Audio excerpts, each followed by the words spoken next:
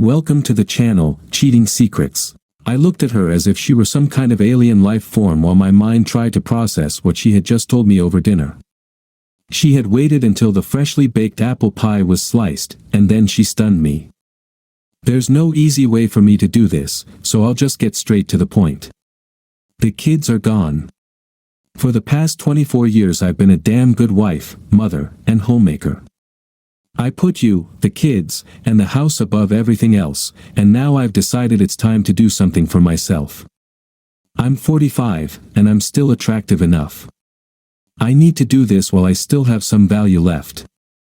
I love you, and you know that, but this is something I've wanted to do for nearly 15 years, and I've accepted that you won't join me or be part of it.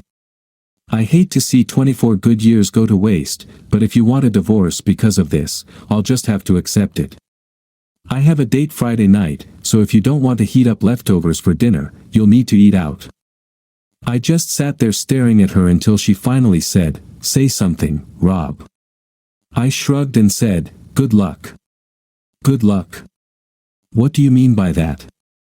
Good luck with your new life. And since you're no longer part of mine, I don't want you in my bedroom. So get out. Tonight. We can live in the same house until it's sold. Tomorrow morning I'll call a realtor and start the process. But I'm warning you, while we're still under the same roof, you had better never bring your lovers here, or I might kill you both. Sell the house. I don't want to sell the house. I love this place. Then you'll need to find the money to buy out my share. In the divorce, the property will be divided, which means the house will be sold.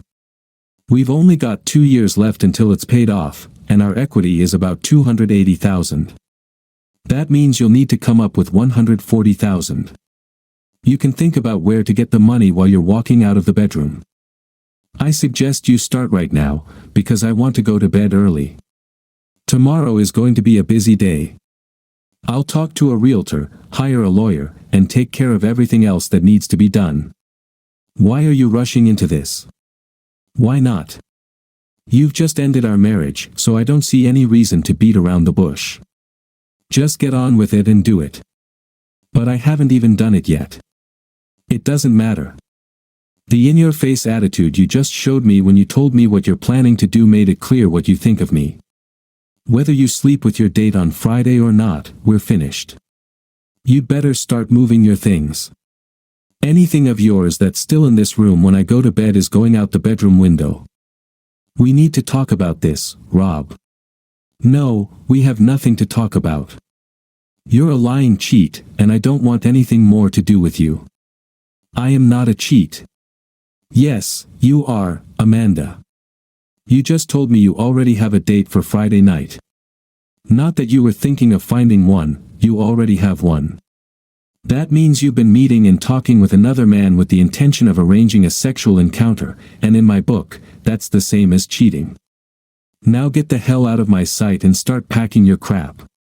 I got up from the table and headed to my man cave, which also doubled as our garage. While working on my latest project, a 1965 Pontiac Catalina convertible, I thought back to when all this nonsense began. It was about 15 years ago, and it all stemmed from who I had been and what I had done before I got married. In high school, I was quite the player. Pauline French was my first, on my 18th birthday, and I liked it. Liked it so much that I spent a lot of time looking for more, and ended up sleeping with several members of the opposite sex. Well, to be honest, more than just several. I was a typical jerk of the sleep with them and dump them variety until I got to college, where a couple of girls took it upon themselves to cure me of my bad habits. I slept with both of them and dumped them both, and they teamed up to launch a crusade to make sure it didn't happen to any other girls. If they saw me with someone, they'd immediately walk up and tell her all about me. By the time I reached my senior year, the word had spread, and I couldn't get a date to save my life. In my senior year, I met Amanda Martin and fell head over heels in love with her.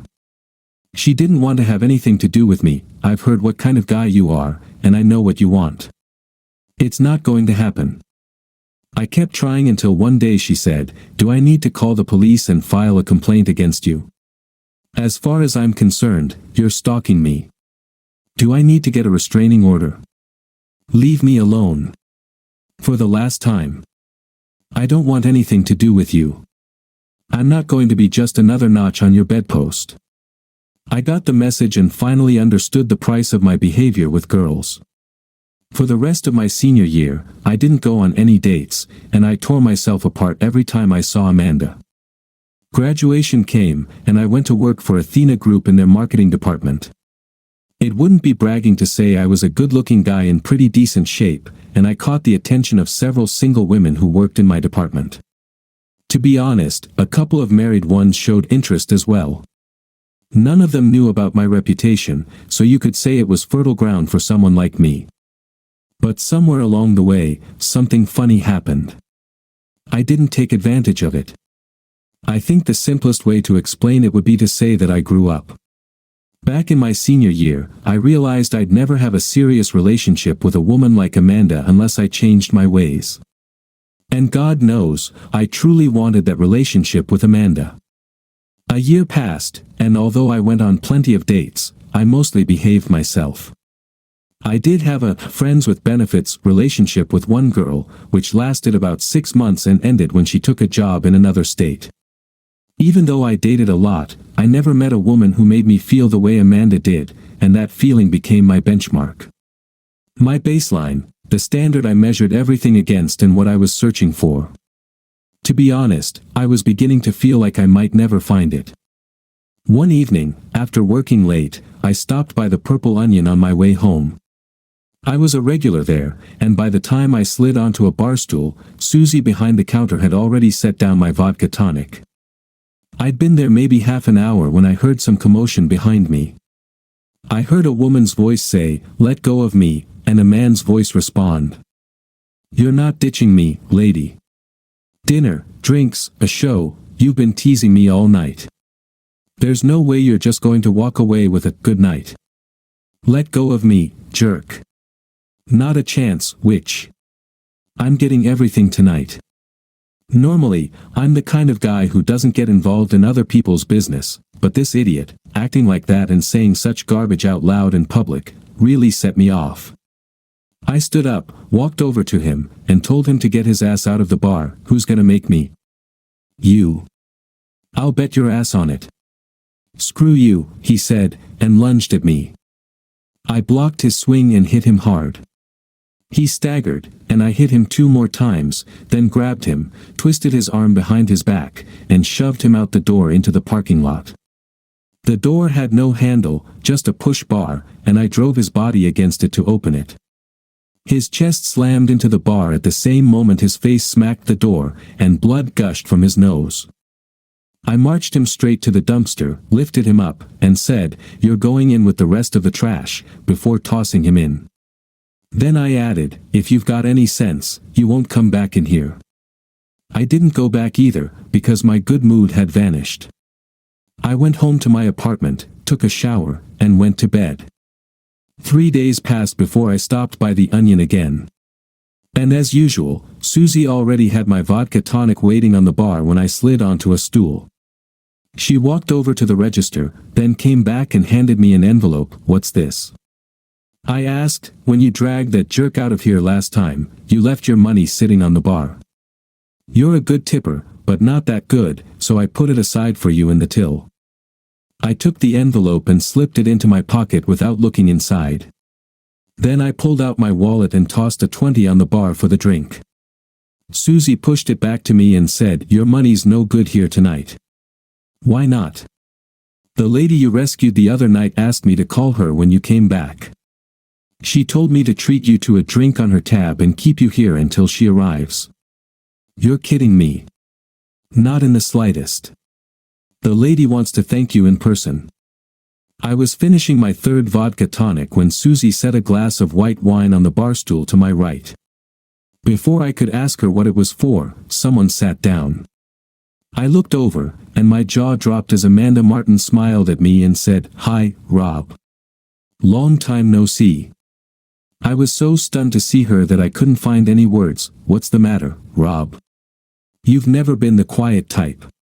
I'm just surprised to see you after all these years.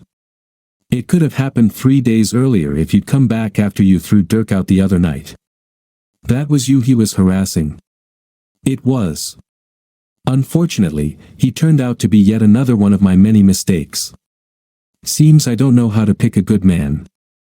I had no idea what I could say to that, so I let it slide and asked her how she was doing, then what she had been up to since finishing school.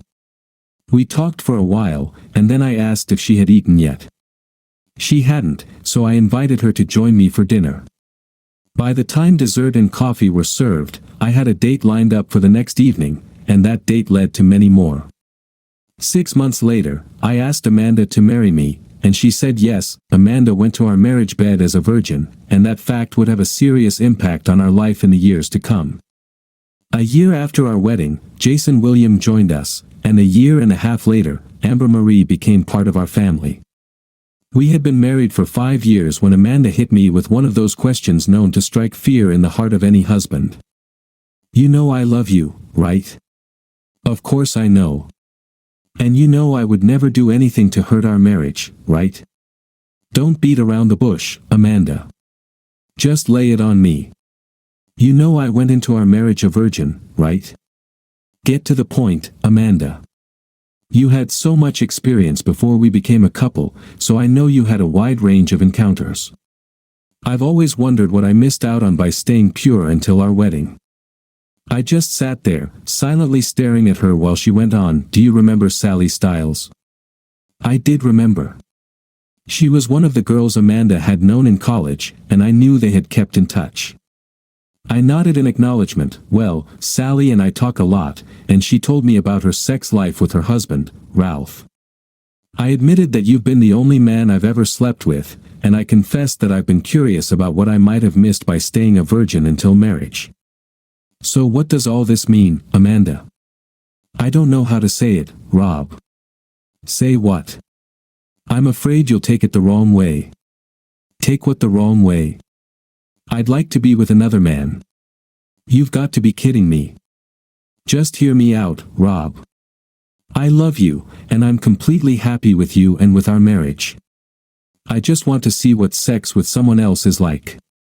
No love, no attachment, just the physical act. That's all I want to experience, and I don't need to go out and try to pick up some random guy. Sally and Ralph are part of a swingers group, and she said they'd be willing to recommend us. Everyone gets tested every 2 weeks, so it's safe. We'd do this together. It would give you a chance for a little variety and allow me to satisfy my curiosity. You must be out of your mind if you think I'd ever agree to something like that. The time to satisfy your curiosity was before you got married, not after. My answer is for you to stop talking to Sally and letting her fill your head with garbage. All I wanted. No. Not just no, but hell no. Just drop it, Amanda. I don't want to hear another word about it. For the next couple of days, things were a little chilly around the house, but then life went back to normal. Still, when I told Amanda I didn't want to hear about it again, it apparently didn't sink in. She brought it up a few more times over the next several years, always when we'd been drinking and having fun at parties. A typical example was on the evening of her 38th birthday. I took her out to dinner, and afterward we went for drinks and dancing. Several drinks and some late-night dancing later, I was feeling romantic and started caressing her on the dance floor. She pointed to a couple and said, "She's definitely sexy. Wouldn't you like to try her?" She really was an attractive woman, and if I'd been single, I would definitely have been interested. Then Amanda added, "And he's not so bad either. Maybe we could get together with them." I knew she was fishing again, so I simply said, "No need. I already have the one I want for tonight." This happened 3 or more times over the years, and although I can't prove it, I know at least some of those instances were not coincidental. I figured that out one evening when Sally and Ralph showed up and sat down with a couple Amanda had been trying to get me interested in. I had no doubt they were Sally and Ralph's swinger friends, and that Amanda knew exactly who they were, hoping I'd take the bait. The only thing I took away from that evening was the thought that I needed to keep a closer eye on Amanda. She was still friends with Sally, and Sally must have introduced her to that couple in order for Amanda to know who they were. And if she was associating with swingers like that, what else might she be up to? From time to time, she'd go out for drinks with people from work, and every so often she'd have a girls' night out. I honestly didn't think she was cheating on me yet, because everything I'd ever heard about swinger groups was that they didn't accept singles. I didn't think Amanda would just pick up some guy to go with her as a couple. I mean, why would she? If she slept with a guy, she wouldn't need a swingers group to get the experience she wanted, would she? All of this came to a head on Amanda's 39th birthday. I asked her what she wanted as a gift, and she replied, "I want you to let me sleep with another man. Just once. I just want to try it one time, and I'll never ask again. I'll tell you what I'm going to do, Amanda. For your birthday, I'll meet with a lawyer, fill out the papers, and put them in your name. Once we're divorced, you can sleep with every other man you want and get all the experience you could ever ask for. This is the last time I want to hear this crap. Let me make myself absolutely clear. The only way you'll ever do that with another man without me throwing you out with the trash is if we get divorced, or if I'm dead. Keep this firmly in your head. I'll even take it one step further to make it absolutely clear. If you ever drag me into this crap again, I'll divorce your ass and set you free to have sex as much as you want." I believed I had finally gotten through to her, because she never brought it up again, not until the night she told me she was going to do it, whether I liked it or not. The next morning, I really did meet with a realtor and a lawyer. It was going to be a clean 50-50 split. Amanda earned as much as I did, so there would be no alimony, and the kids were grown and gone. Probably the only thing we'd fight over was who got to carry what out of the house. I don't think Amanda realized what she had set in motion until she came home from work on Wednesday evening and found a "for sale" sign posted in our yard. And it really hit her on Thursday when the divorce papers were served to her at work. She was furious. I mean absolutely livid when she came home that evening and tore into me for blindsiding her in front of her coworkers. "Seems fitting," I said. "What the hell is that supposed to mean? I can pretty much account for your time, so if you were talking about dating another man, I'd assume it had to be happening at work. That's why I think it's appropriate that, since the breakdown of our marriage began at your workplace, that's where you should be served. Nothing started at work. Doesn't matter. What needed to be done has been done, and as I understand it, now that you've been served, you're free to go have fun with other guys as much as you like." I stood up, put on my coat, and headed for the door. "Where are you going?" "To the bar. I'm going to have a few beers, play some pool, and start my new life as a bachelor." "We need to talk, Rob." "No, we don't, Amanda. You said everything that needed to be said when you looked me straight in the eye and told me you were deliberately going to cheat on me, and that if I didn't like it, I could file for divorce." "Well, Amanda, I didn't like it. So I filed for divorce." I walked out of the house and headed to Bud's bar that I drank beer and played pool until about 10:30, then went home. Amanda was already in bed, and she was still in her room when I left for work the next morning, so I didn't know whether she had dressed for her date or taken a change of clothes with her to work. After work, I stopped at the Village Inn for dinner, and when I got home at 7, I was surprised to see Amanda's car in the garage. I assumed she must have come home to change after work and that her date had picked her up here. That guy must have had nerves of steel to do that, knowing I might be there. With that thought in mind, I walked into the house and found Amanda sitting at the kitchen table with a glass of wine in her hand. My voice dripped with sarcasm as I said, "Date's over already? All done? Was he that much of a loser? Go to hell, Rob. There was no date. There never was any date. I made it all up." "Oh yeah? Wonderful. Like I'm supposed to believe that. I've always wanted to do this, Rob, and I felt that if it was ever going to happen, it had to be while I still looked good. Sally told me I should just tell you I was going to do it, and that you wouldn't want to lose me, so you'd agree to it. I told you a long time ago to stay away from that foolish adulteress, but oh no, you couldn't listen to me.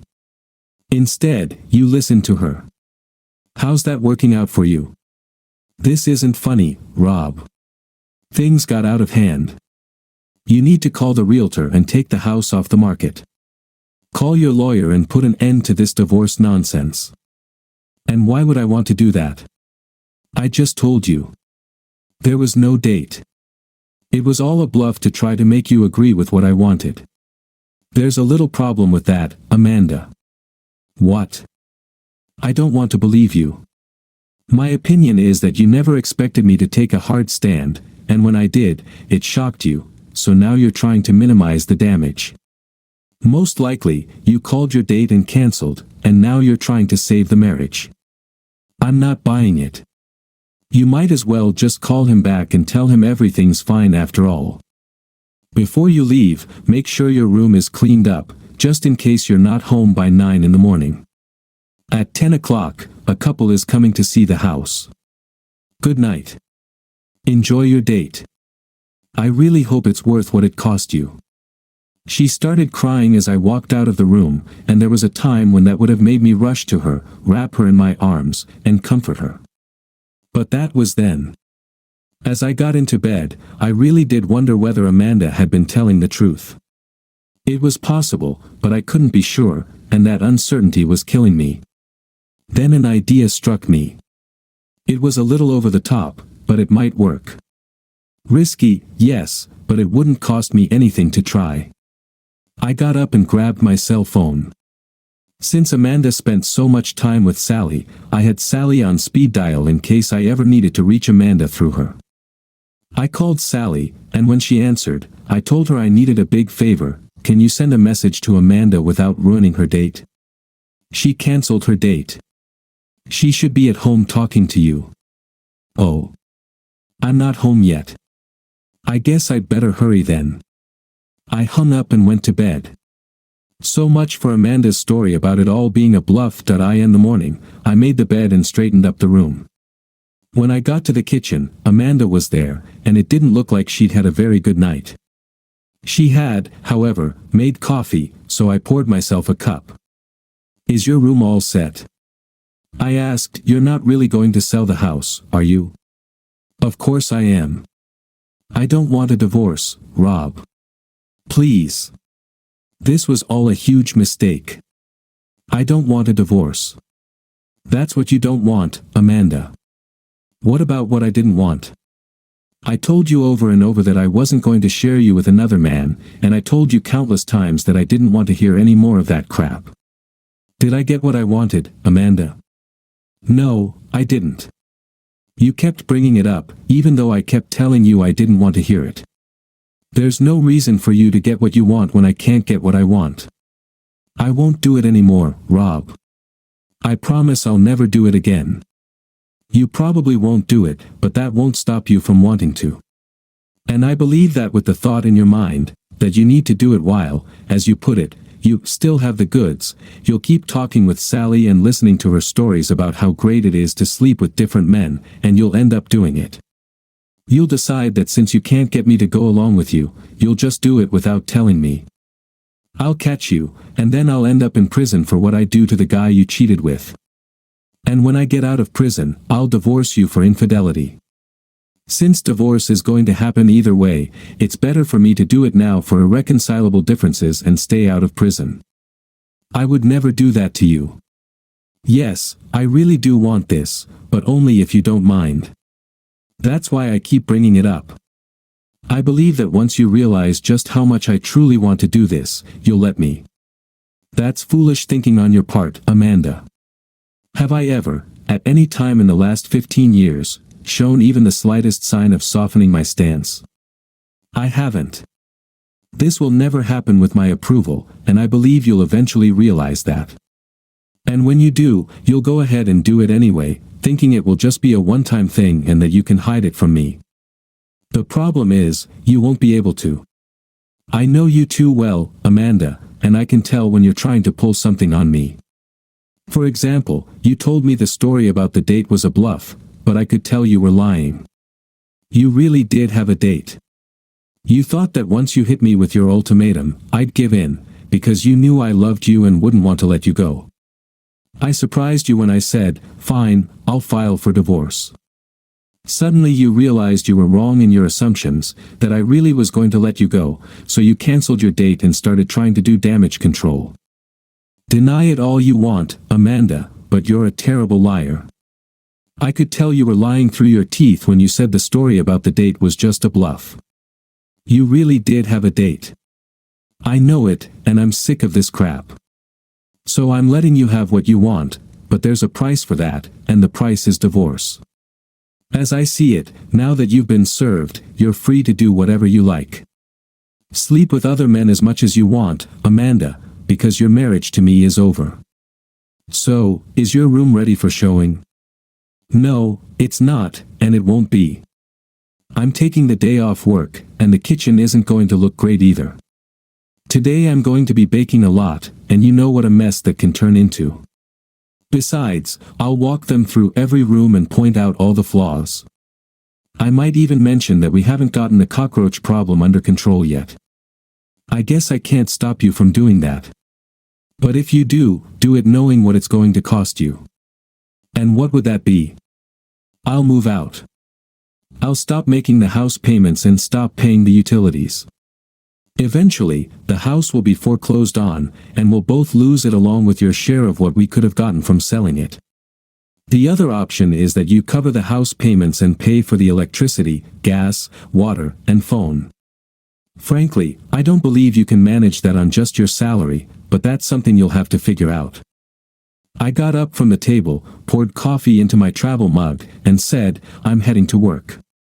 I'll call the realtor this afternoon to find out how the showing went.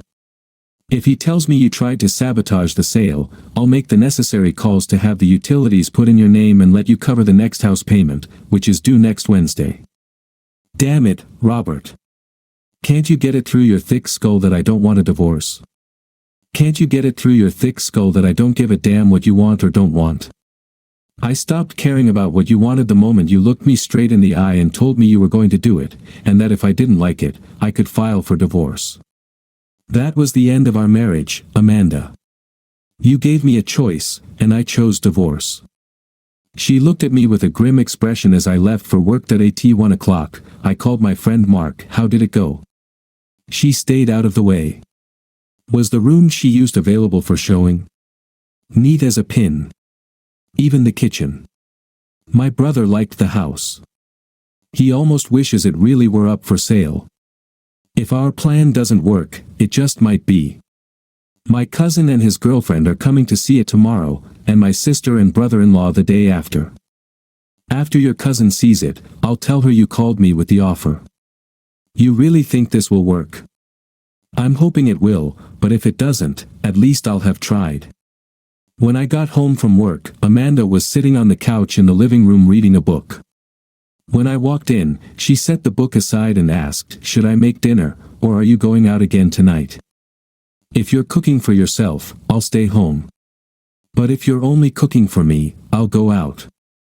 I haven't eaten all day, so I'll go make something, she said, getting up and heading to the kitchen. While she was fixing dinner, I went down to the basement and checked the recorder I had hooked up to the phone line the day Mark put the "for sale" sign in the yard. The only interesting call was the one she made right after I left for work that morning. Hello.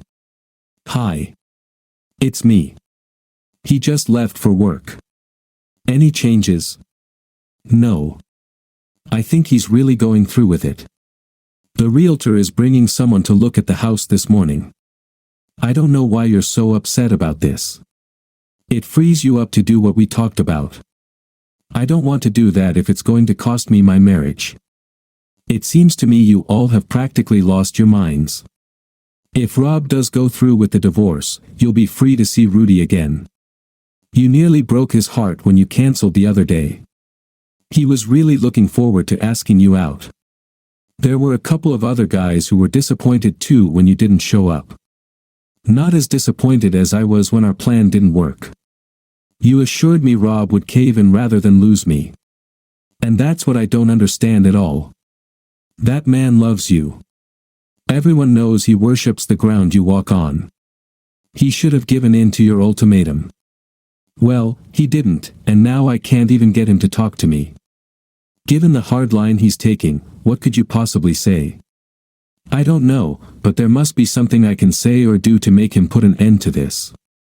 I hate to say it, but the only thing I can see working is for you to promise him that this subject will never come up again. From the way things are going, I don't think he'll believe me. He doesn't believe a single word I say. He keeps telling me he knows I lied when I told him the story about the date was just a bluff. Oh, damn. What? He knows you lied because he called me and asked if I could pass a message to you without disturbing your date. And I told him you had cancelled the date so you could stay home and talk to him. Oh God, what am I going to do now? I don't know if there's anything you can do, girl. Don't say that. I can't lose Rob. I just can't. Why not? Once you're free of him, you can have all the experiences you want. Besides Rudy, I know at least half a dozen guys we could set you up with. I thought you were my friend, Sally, but it looks like I was wrong. It seems your only real interest in me is that you have someone you can push toward your single friends who want to join your swinger group. Well, it won't be me, Sally. Never. Not without Rob's consent, and I've finally accepted that it's simply never going to happen. He'll never agree to it. Goodbye, Sally. I rewound the recorder and went back upstairs. I watched the evening news until Amanda called me to dinner. We ate in silence, and only when Amanda got up to start clearing the table did she finally speak. I don't want a divorce, Rob. What do I have to do to make you drop it and take the house off the market? It doesn't matter, Amanda, because you can't do it. How can you be so sure? Because you had 15 years to do it, and you couldn't. There's no reason to believe you can now. What? Put an end to this nonsense about another man. The problem we're facing now is that you could promise me you'll stop, but I don't trust your word anymore. I can't help believing that even if you promised to drop it, if a situation came up where you thought you could get away with it, you'd go ahead and do it. I'll always remember you saying you needed to do it while you still had your looks. And then there's the fact that you already lied to me about the date. No, Amanda, I just can't imagine how this could work. You might want to start looking for a place to live. This afternoon I talked to the realtor, and the couple who toured the house seemed to really like it. He thinks they're going to make an offer. That's just so unfair. I don't want to lose this place. You don't have to lose it. You can always buy out my share and keep the house. And how is that unfair? You're getting what you always said you wanted.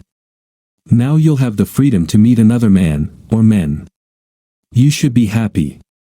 I got up and walked away from the table. When I came back inside after spending a couple of hours working on the Pontiac, Amanda was in her room, so I went down to the basement and checked the recorder. There was nothing interesting on it, so I rewound it and went to bed. I set the alarm for 5, then crashed. I got up and left the house before Amanda came out of her room, stopping at a cafe for breakfast. I had an extremely busy day, with little free time to think about the situation with Amanda. That evening I decided to have dinner out, and afterward I stopped by Bud's bar for a couple of beers and a few games of pool. I left around 10:15, and when I got home, the lights were out and Amanda's car was in the garage, so I assumed she had gone to bed. I checked the recorder and found only one call of interest. Hello. Good evening, girlfriend. What do you want, Sally? To help you get your good reputation back. How? Is there another single guy who needs someone so he can join your swinger group? Don't be like that, girl. We were friends long before I met Ralph and got involved in that scene. And let's not forget, you were always the one asking me for more details about what Ralph and I were doing. Fine. You've made your point. The reason I'm calling is to see if you can have lunch with me tomorrow. I think I might have a way to get Rob to drop the divorce. What is it? I'll tell you over lunch. I'm still working out the details.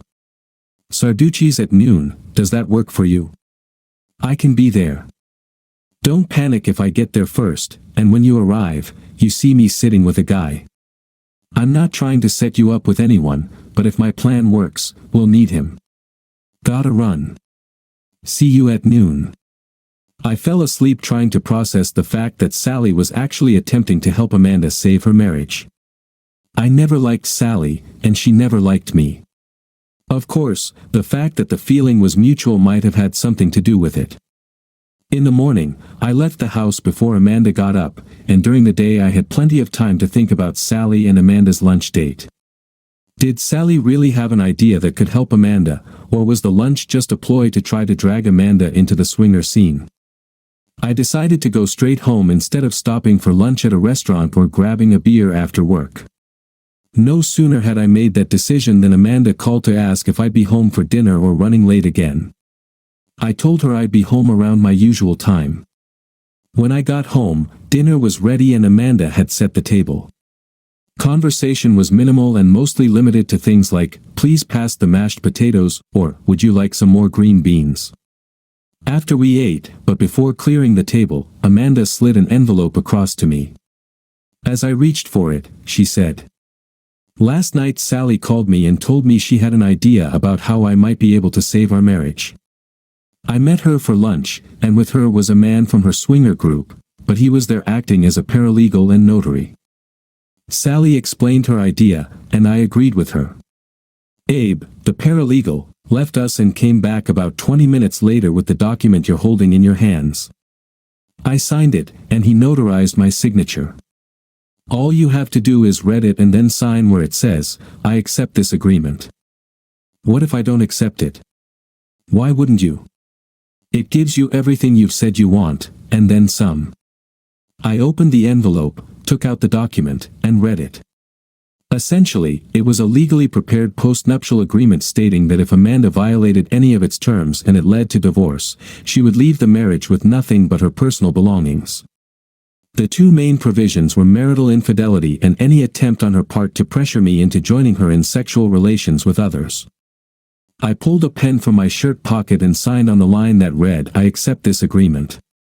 Then Amanda said, "There's one thing that has to happen, though it's not mentioned in the document." "What's that?" I asked. "It doesn't take effect until we make love," she said, as she began unbuttoning her blouse. "Thank you for being with us.